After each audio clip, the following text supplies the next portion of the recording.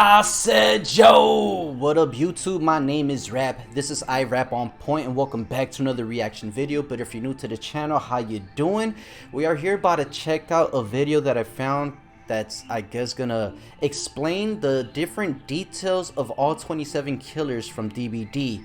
I wanted to react to something different, you know, some different DBD content instead of parodies, because I do enjoy the game a lot.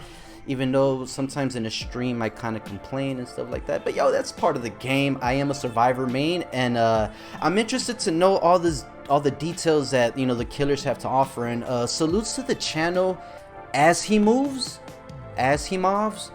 Yo, my bad for butchering that, but yo, salutes to this channel. I will put this link in the description, and if you're new to the channel, subscribe. I'm trying to hit 5,000 subscribers by tomorrow. Smash that like and hit the notification bell so you don't miss an upload when I go live. And with that being said, enough talk, let's get with it. If you dig it and you with it, let me know, because we about to get into this video, so let's go.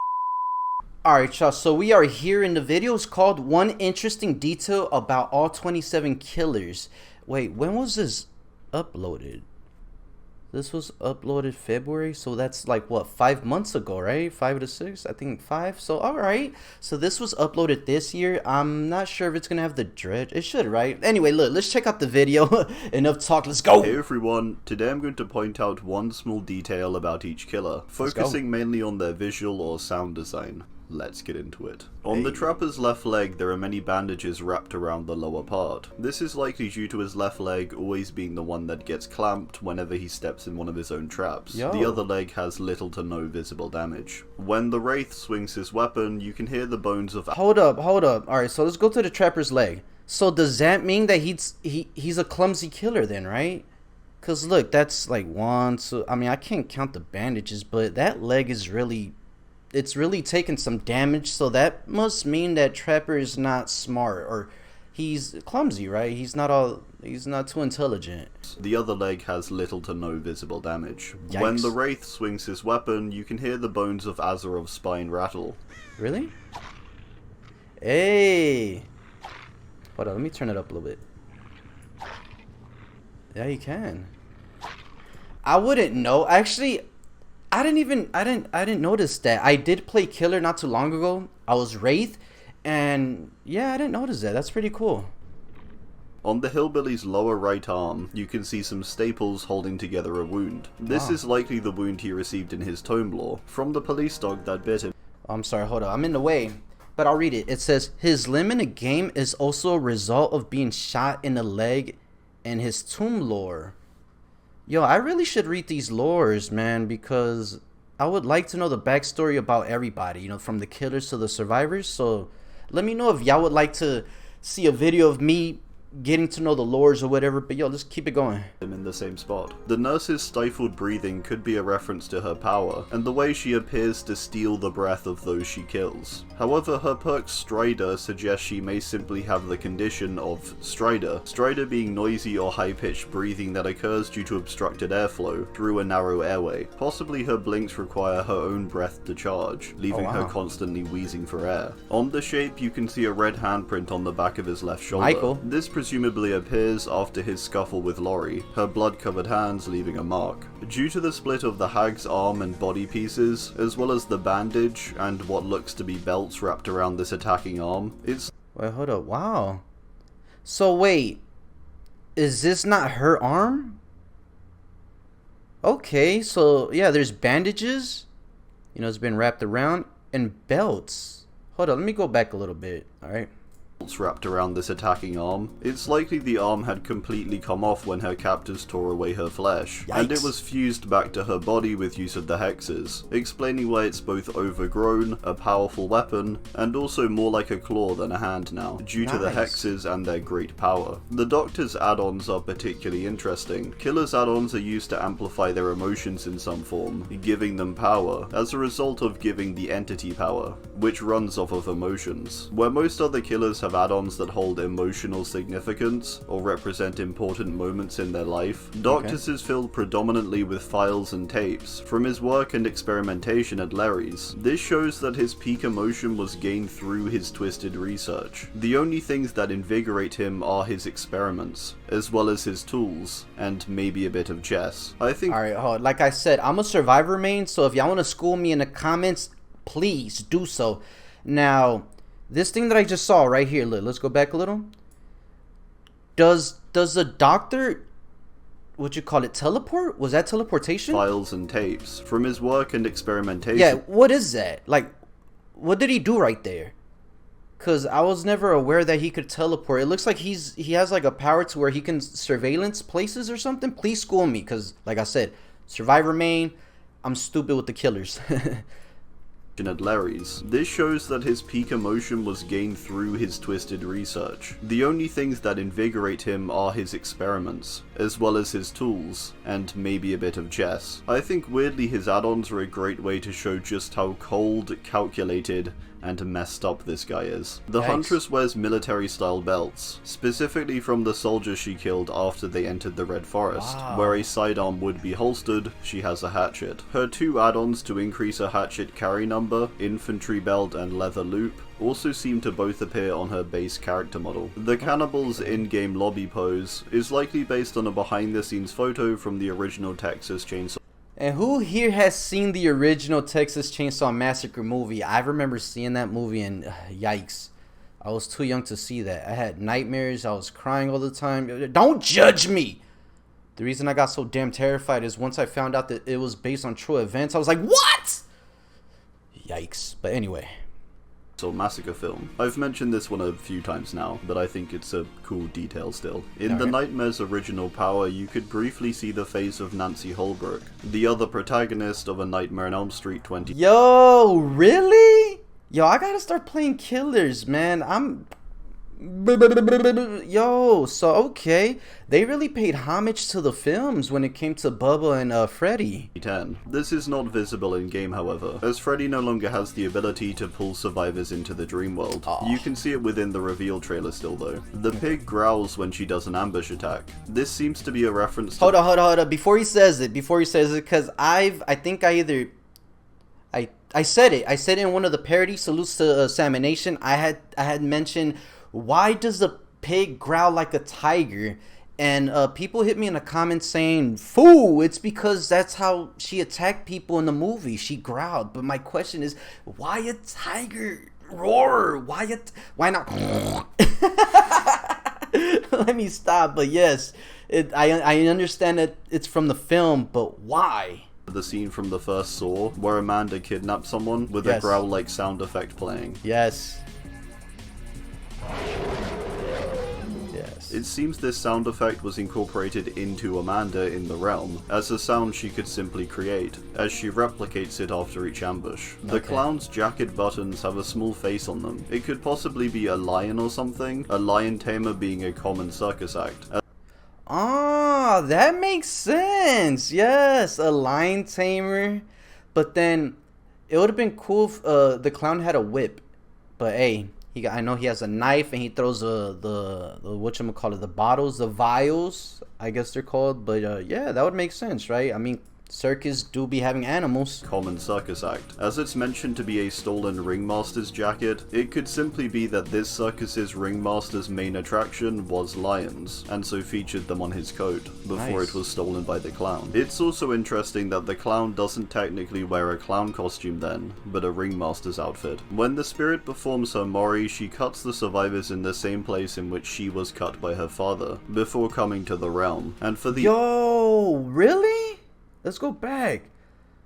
So when she I can't even say mutilate, but when she mutilates survivors, she's pretty much causing pain the way pain was caused upon her or onto her. which she was cut by her father, before coming to the realm. And for the other Yamaoka, the Oni, he too performs his Mori in a vengeful way, replicating the way he killed the Lord who desecrated his name, by calling him Oni Yamaoka, resulting in him tearing his tongue out. The Legion's mask eye holes appear very jagged and uneven, likely suggesting they carved them themselves using their hunting knives. Alternately, Susie's mask appears to be pieced together by braces. She is shown to wear braces beneath her mask also. In her lore, the plague cuts off one of her toes, after a sick woman approaches her. Adiris cuts it off as an offering to the gods, in order to save the woman. On her character model, we can see she is indeed missing a toe. Further, what? 1, 2, 3, 4. Oh my god. She is missing a toe. Wait, what killer was this? The plague. Yikes! This toe is a visible add-on, named Severed Toe. This add-on's description mentions that the toe was weaved on a thread and worn as an amulet around the neck. I'm not sure whether the amulet she wears in-game is meant to be this. It doesn't look like a toe to me, so presumably she doesn't visibly wear it on her character model. When the Ghostface lands a blow with his weapon, he wipes it in the same way his Scream Ghostface counterpart does. You know what? Hey, I'm sorry. I know I've been pausing a lot. I'm gonna do that throughout the video if I have something to say or if I see something interesting. But I want to give a big shout out to DVD for paying homage to the killers in the movies. You get me? That's dope. I like that. That's respect to the originators, and it's just it's love. I like that. It's salutes to them for paying homage. You know. Demogorgon's power is named Of the Abyss. This is possibly a reference to the Dungeons & Dragons 5th edition book, named Out of the Abyss. The Demogorgon's name, of course, being taken from D&D within Stranger Things Season 1. The Deathslinger's jaw appears to be broken, presumably from the bullet wound inflicted, referenced in the Jaw Smasher add-on, picturing a round of ammo. It mentions it ripped through Caleb's jaw during a shootout, explaining the damage. Further, his other yellow add-on named Chewing Tobacco mentions that he looted this item from a gutted man in Glenvale, a possible reference to his first spear gun iteration.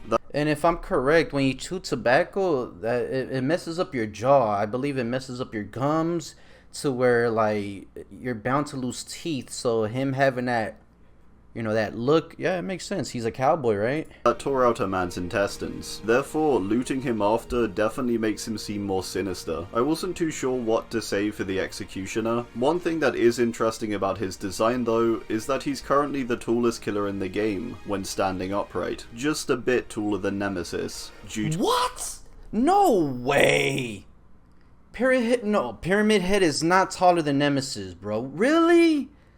Man, I thought Nemi was the tallest. Yeah, I'm sorry, let's go back a little. But what? The game, when standing upright, just a bit taller than Nemesis, due to his pyramid head. Due to his usage of the Blighted Serum, the Blight appears to have grown additional fingers on each of his hands, both of them totaling 6 instead of 5. We can see the serum having these effects too, on some characters' blighted cosmetics, such as doctors, where more than 2 eyes are visible. Within the Twins add-ons there are many different items that can be seen, and from their perk Hoarder we know that they like to cling on to what they have. Therefore you would think at least one of these things would be on their person. However, not a single one appears. Instead we can see some surgical tools, a kettle and 2 cups, a pan, a leg of some kind of animal, a blanket, and 2 pouches. The one thing I do believe could possibly be visible from the add-ons is Madeline's scarf, with a similar shaped cloth being visible around Charlotte's waist, and the flavor text mentioning that the twins kept this item as a memento to remember their mother by.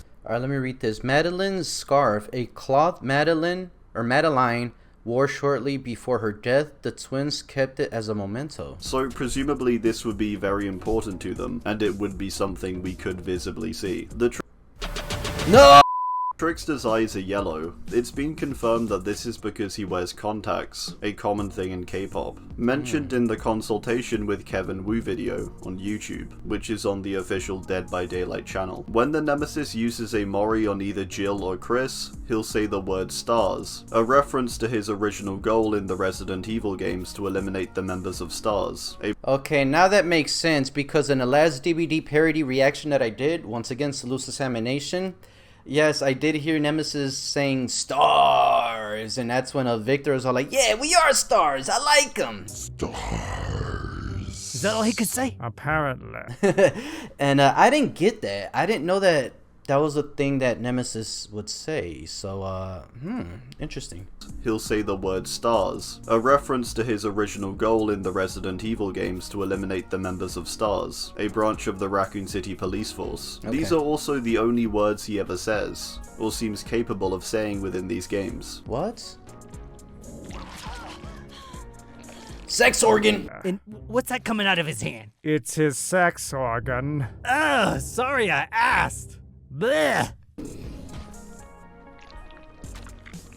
Despite the Cenobite in-game saying the line, "The box, you opened it, I came," when teleporting to a survivor solving the lament configuration, the quote from the original 1987 film is, "The box, you opened it, we came." Yeah, it's because there was more than one Pinhead, right? Correct me if I'm wrong. I seen this movie a long time ago. Damn, 1987? I wasn't even born yet. I was born 2 years after, and when I seen the film, I was at least 7. And from what I recall, there's a scene to, I think, a female, or I'm not quite sure. Someone opens the box or tampers with it, and there was like 3 of them, 3 Pinheads or whatever. And all this time, I thought it was just one. But now that I think about it, I think there's more than one Pinhead, right? As 4 Cenobites arrive, instead of the singular one within a trial. All 4 of Pinhead's purple add-ons represent each of the Cenobites that arrive in that scene. Chatterer's Tooth, for the Chatterer, Greasy Black Lens for the Cenobite named Butterball, Impaling Wire for the female Cenobite in this scene. I actually couldn't find the name for her character, so drop it down below if you know it. Then of course, Original Pain for Pinhead, as it pictures a pin. For the artist's detail, I kind of want to incorporate the area of Crow's map as her detail. Both share the feature of this ink-like substance. The map's description states, "Within the entity's realm, the humble lot has been twisted into a grand celebration of the bloody events that took place." I believe therefore that this map may be a combination of the entity's influence, but also Carmina's artistic interpretation of the events she experienced, recalling the awful events that took place, and painting them into what is the area of Crow's map itself, in the realm, explaining the ink blotches seen to cover the floor, as well as the dramatic and foreboding swirling mass of crows at the spire's center. Maybe I'm completely wrong, but I felt like that was an interesting thought. When the Onryo attacks, a Japanese character is visible. This apparently translates to the word curse in English. Alright, well— Wait, a Japanese character? As in, like, a symbol? word curse in English. Oh, let's go back. I want to hear that visible. again. This apparently translates to the word— Can we go back, please? When the Onryo attacks, a Japanese character is visible. This apparently translates to the word curse in English. Alright, well, that's gonna do it. I do hope you enjoyed, and be sure to drop your own thoughts, or any details you notice for the killers, down below. Thanks. And No. Thank you. I don't want to butcher your name. What's your name, bro? It says right here, it's I want to say As He Moves. As He Moves. That's a sick ass name. But yo, you know what? I will subscribe. And yo, I'm gonna end the video right here. I'd like to know your thoughts in the comments. Would you want me to react to more of this guy's content? I actually found this very cool. Like all the details, the homage, and some of the perks, actually, they were broken down very well for me because, like I said, I'm a survivor main. I don't know nothing about killers except they kill. But yo, I appreciate everybody that's been tuning into the channel. Your support means so much to me, and I do hope you're having an amazing day. If this video can get, I don't know, let's 20 likes, I will do another one. All right, I'm gonna check out this guy's content. You know, I'm gonna run through the playlist. I'm not gonna check out the videos. You know, I'm gonna run through the playlist to see what else I can react to. And like I said, if this video can get 20, I'll do another one. All right, and please subscribe, man. I'm trying to hit 5K subscribers by tomorrow, and I'm so close to that 4K. And if you'd like to follow me on my socials, all that will be in the description along with this channel's link. And you know what, I got some merch too. If y'all want to support that, I'm gonna drop that in the description box as well. And that's it for this video, man. I hope you guys enjoyed. Stay safe, stay blessed, always rap on point, wash your hands, wash your ass, peace. Oh my god, I thought I had to sneeze. Unity. Till next time, adios. Damn sneeze. Ah.